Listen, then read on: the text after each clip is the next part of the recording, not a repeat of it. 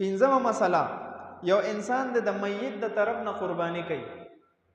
والد صاحب وفات شوی دی، والده وفات شوی ده، نیا نیکه یا بل څوک د په خاندان کې وفات شوی دی او دا وایي چې زه پکې یو حصه د دې میت د طرف نه هم دي سما، نو بالکل د میت د طرف نه قرباني کول جایز دی. هغې ته د دې اجر او ثواب رسی.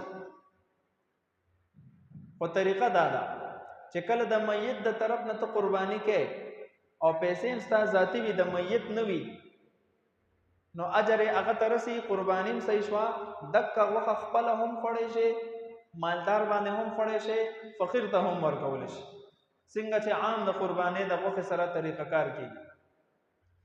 خو چېرته میت وصیت کړی د مرګ په ټایم کې چې جی زما په مال کې به قرباني وکړئ، ذبحه به کوئ، او ورثه بیا هغه قرباني کوي د ده په مال کې د ده د طرف نه، نو دې ته اوس وایي وصیت. نو کله چې دغه ذبحه وشي نو دکه حصه غوښه به په خپله نه خوري، نه یې مالدارو باندې خوړی شي، دا به صرف او صرف په فقیرانو باندې صدقه کولی شي. دا لازم دی.